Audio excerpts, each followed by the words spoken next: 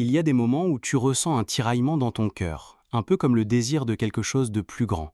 Tu ne sais peut-être pas ce que c'est, mais tu sens qu'il y a bien plus à accomplir. Bien-aimé, c'est un sentiment puissant que tu ne dois pas ignorer. C'est un moment crucial, une charnière pour ta destinée. Il se pourrait que ce soit Dieu qui essaie de te rediriger sur le chemin de ton destin. Car lorsque Dieu te guide vers ta destinée, il y a certains signes que tu verras.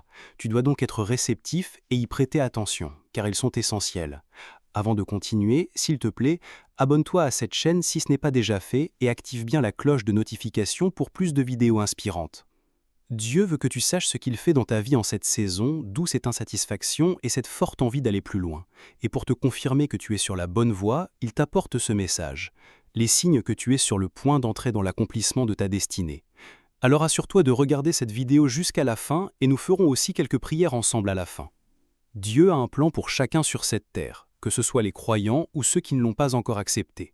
Jérémie 1,5 dit « Avant de te former dans le ventre de ta mère, je te connaissais, avant ta naissance, je t'avais consacré, je t'avais désigné prophète pour les nations. » Avant même ta naissance, Dieu avait déjà une destinée à accomplir pour toi, mais tes choix dans la vie détermineront si tu l'attendras ou non. Si tu es disposé et prêt à suivre sa direction, il t'amènera à destination. Alors quel signe verras-tu lorsque Dieu te guide vers ta destinée? Numéro 1, un sentiment d'agitation et une envie d'en faire plus. Tant que tu n'as pas encore accompli le but de Dieu pour ta vie, tu n'as pas encore connu les meilleures choses qu'il a pour toi. Et jusqu'à ce moment-là, il continuera à t'inciter à en faire plus et à atteindre de plus hauts sommets. Il veut que tu saches qu'il y a plus pour toi là-dehors. Cela montre que tu n'es pas encore là où tu es censé être, et une fois que tu céderas à cette impulsion, il te guidera vers un lieu où tu pourras mieux fonctionner, faire une différence et atteindre ton plein potentiel. Si tu ressens cela maintenant, c'est un signe que Dieu te conduit vers une destinée plus grande et meilleure que tu ne pourrais l'imaginer. Moïse était un berger lorsqu'il a rencontré le buisson ardent. Il était occupé à garder son troupeau quand il a vu quelque chose qui a attiré son attention. Au début, la peur l'a saisi, et il est devenu agité et curieux. Dieu a attiré son attention sur le buisson ardent, et il a décidé d'aller voir ce qui se passait. Il ne savait pas que ce serait le début de son voyage pour devenir un grand leader des Israélites. Cela a marqué le point de départ de l'accomplissement de sa destinée. Et s'il avait décidé de changer d'endroit et d'emmener son troupeau ailleurs? Il serait passé à côté de sa destinée. Mais Dieu merci, il a cédé aux incitations de Dieu à travers sa curiosité. Alors quand tu te sens agité, Dieu te dit peut-être de prêter attention, de faire une pause, de réfléchir et de demander à Dieu de rediriger tes pas, que ce soit dans ta carrière, tes études, tes relations ou tout autre domaine de ta vie. Dieu te guide toujours. Il te reste maintenant à prêter attention et à le suivre. Ne lui résiste pas et ne l'ignore pas quand il appelle. Bien qu'il ne te forcera pas à céder, Moïse a tenté de discuter avec Dieu, mais il a fini par céder. Pourquoi pas toi? Cette agitation que tu ressens n'est pas due à un problème chez toi, c'est un signe que Dieu est en train de rediriger et de réaligner tes pas vers ta destinée. Numéro 2. Tu rencontres des gens qui te soutiennent et t'encouragent. Trouver des gens qui te soutiennent et t'encouragent est aussi un signe que Dieu te guide vers ta destinée. Quand tu es sur le bon chemin vers ton destin, Dieu met sur ta route des personnes qui t'aident. Ces personnes sont les aides de ta destinée. Tu as sûrement déjà entendu cette expression. Ces personnes t'offrent des encouragements et des conseils quand tu en as le plus besoin. Elles comprennent ta vision et t'aident à la concrétiser. Dieu sait que tu ne peux pas tout faire seul. Nul homme n'est une île après tout. C'est pourquoi il envoie de l'aide sous la forme d'un ami, d'un membre de la famille, d'un mentor ou même d'un étranger. La présence de cette personne dans ta vie arrivera au moment parfait et t'apportera exactement ce dont tu as besoin pour passer à l'étape suivante. Tu te demanderas parfois comment cette personne savait que tu as fait besoin d'aide. Eh bien, ne t'en fais pas, tout cela fait partie du plan de Dieu. Il planifie toujours tout pour que cela se produise au bon moment et au bon endroit.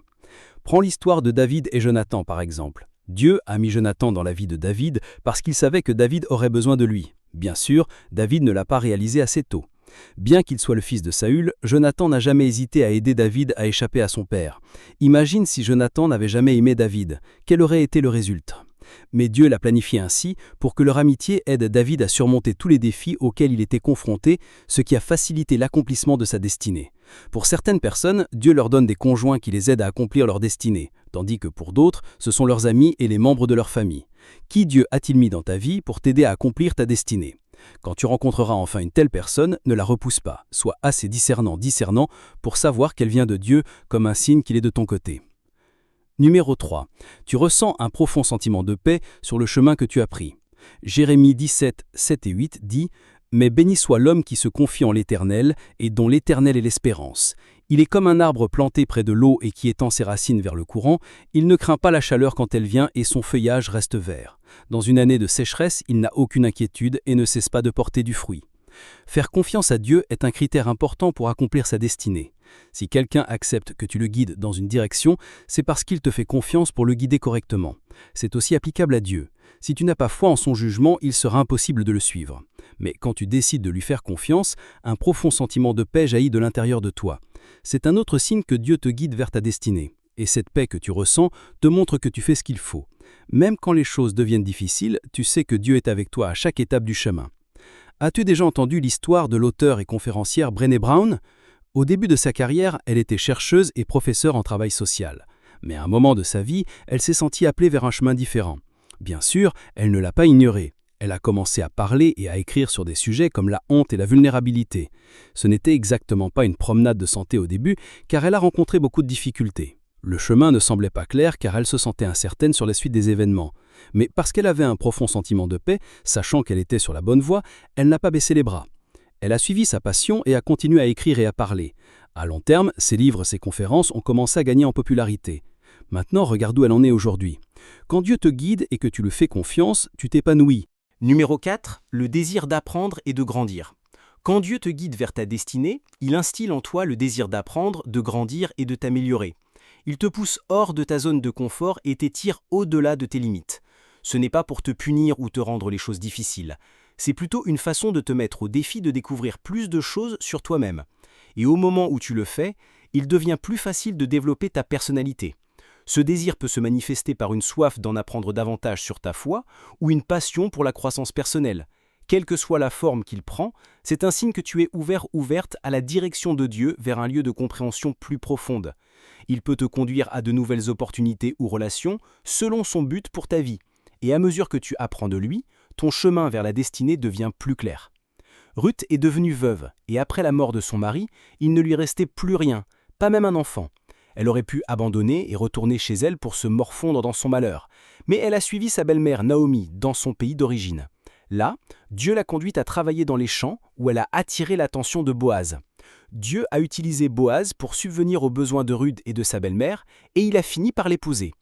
À travers ce parcours, Ruth a grandi dans sa foi et a trouvé un nouveau foyer. Si elle avait abandonné, sa vie n'aurait pas pris ce tourment. Dieu merci, elle a fait autrement. Numéro 5, la force et le courage pour affronter de nouveaux défis. Le courage et la force pour affronter les défis sont un autre signe que Dieu te guide vers ta destinée. Josué 1,9 dit « Ne t'ai-je pas donné cet ordre, fortifie-toi et prends courage. Ne t'effraie pas et ne t'épouvante pas, car l'Éternel, ton Dieu, est avec toi partout où tu iras. » Quand Dieu te guide, tu n'as aucune raison d'entretenir la peur. Sais-tu pourquoi ? Parce qu'il te donnera la force et le courage de faire face à chaque situation. Comment penses-tu que la reine Esther s'est sentie en s'approchant du roi pour sauver son peuple ? Terrifiée, bien sûr. Elle ne savait même pas comment s'y prendre. Mais elle a prié et jeûné, et Dieu lui a donné la force et le courage de traverser cette épreuve. De la même manière qu'il a rendu cela possible pour Esther, il fait de même pour toi. Il t'a déjà donné la force et le courage de surmonter les obstacles sur ton chemin vers la destinée. Numéro 7, tu connaîtras des échecs. On dit souvent que l'échec est un tremplin vers le succès, pas une signe que tu n'es pas assez bonne. Le problème n'est jamais le fait d'avoir échoué, mais d'avoir abandonné après avoir échoué. Il y a tant de leçons précieuses que tu peux tirer de tes erreurs. Si tu continues de tomber, de te relever et d'essayer encore, cela montre que tu es prête à bien faire les choses. La plupart du temps, Dieu utilise ces échecs comme un moyen de te rediriger et de te mettre sur un meilleur chemin. Tout au long des Écritures, tu verras que Dieu n'appelle pas seulement les gens parfaits. Il choisit ceux qui sont imparfaits et utilise leurs erreurs pour les aider à grandir. Tu peux le voir dans la vie de Moïse, de Pierre, de Jonas ou de Paul. C'est ainsi que Dieu est plein de grâce. Donc, si tu connais de l'échec, ne le considère pas comme un contretemps et ne pense pas que Dieu ne s'intéresse plus à toi. Bien sûr qu'il s'intéresse encore à toi. Profite plutôt de cette occasion pour apprendre et grandir car Dieu te guide vers ta destinée.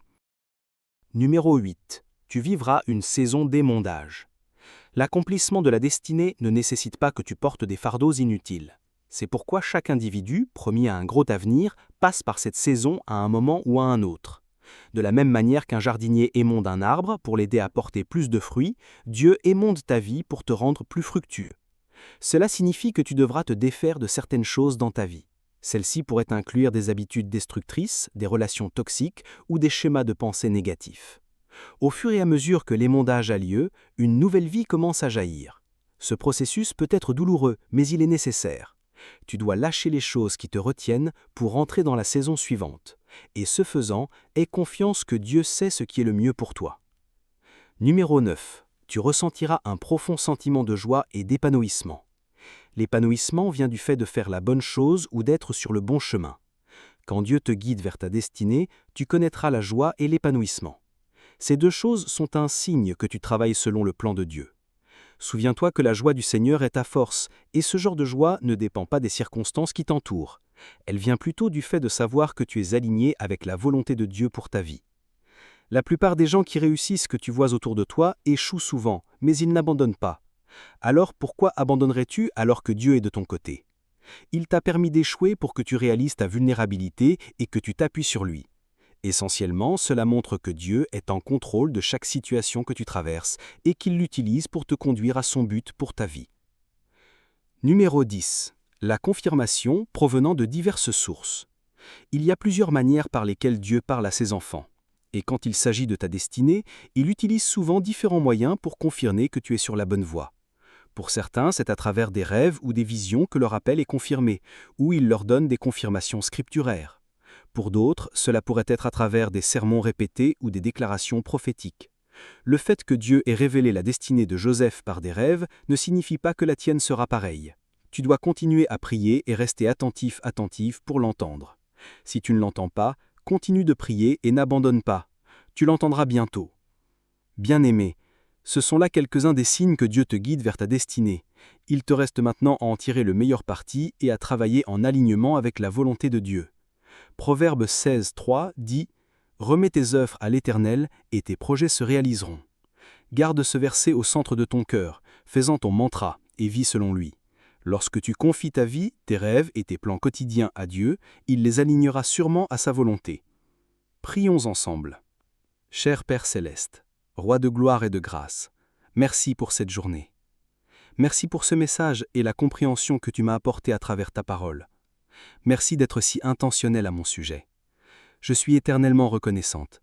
Merci de où tu m'as sorti et pour où tu m'emmènes. J'adore ton nom. Père aimant, je viens humblement devant toi pour abandonner tout ce que j'ai à tes pieds.